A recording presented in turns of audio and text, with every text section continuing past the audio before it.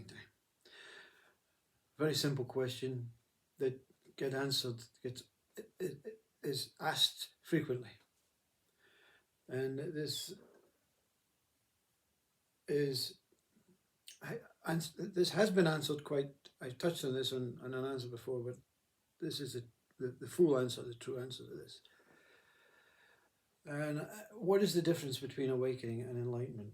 Is it a procedure? Is it a process? Or do you have to have one or the other? I don't know. You see, I can only go by the experience of self.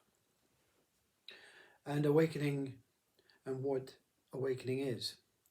It's best to define what things are before we can measure. That's what we do in our human world. That's what we do.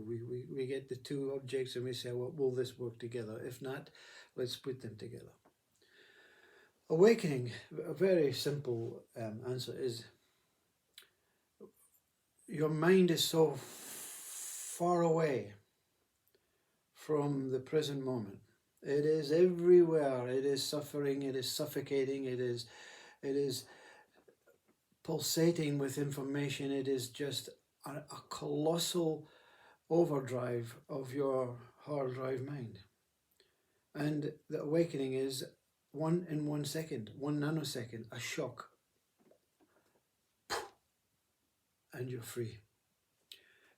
Like when you wake up in the morning with the alarm clock, yeah, sound asleep, beautiful, deep sleep, and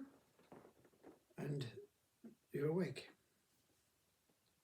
It is as very simple as that. Enlightenment now, again, is that opportunity. Myself used the awakening as an opportunity, because the awakening is so liberating, so incredibly joyful and blissful.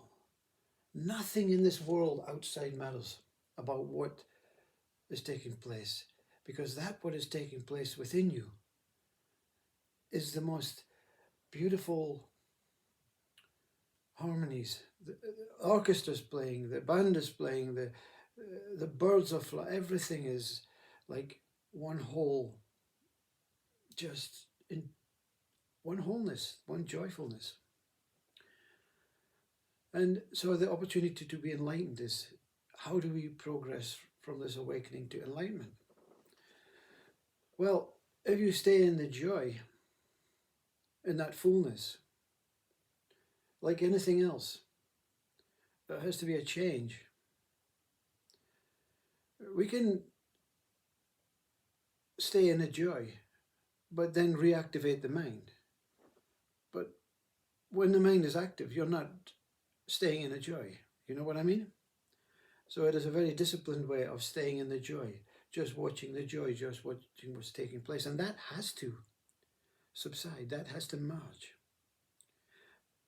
And you cannot escape from this, because you are not present in this. You're just with it. You're on that. You've been on the ride on the carnivals, where they put you in this seat in this big bar and they spin you round and round and round, this way and round that way. And you cannot get off till the ride stops. It's impossible. Even if you try to get up and push the bar and jump, it's impossible. And that's what staying in the joy is. A beautiful ride, just taking you to wherever it wants to take you. Enlightenment is when the joy subsides, you continue to remain in this emptiness. And then you fall into the emptiness.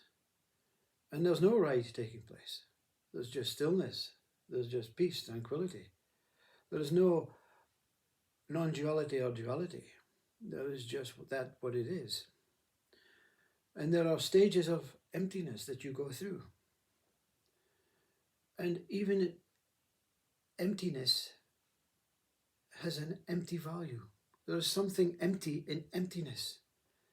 And there is something empty that in the empty of emptiness, and you continue to travel through emptiness. So what can be taking place, you see? But that cannot be described, because all of this is taking place in complete, still silence. But not the silence you know. Not the silence you know. Quietness. No noise silence. This silence is much more profound, much more deep. And in emptiness, that's when for this one, the beginning, Francis of Assisi, at the end of this emptiness, there was a door. It had no shape, no color. It's just a thought. And when the door opened, I was looking from the inside. So you are emptiness, looking at yourself in a full way. And when you have a mind, you look at yourself in a foolish way. What no one, no being, not even Buddha, has uncovered is on the other side of the door. Is that the end of emptiness, moving into another volume of emptiness? Or is that fullness without having to make any effort, without having a mind? I don't know. Emptiness is enough. Emptiness is the removal of all mind, change, world, you, personality. It's a denial. Emptiness in this enlightenment, to travel through this emptiness, whatever comes in this emptiness is denied, because that what comes has to be something or even nothing, whether it's imagined thought or a physical experience, feeling, emotional sense, an angel, God, whatever comes, you deny. No, I want more emptiness. That's the answer question. I don't know how the steps take place, but I know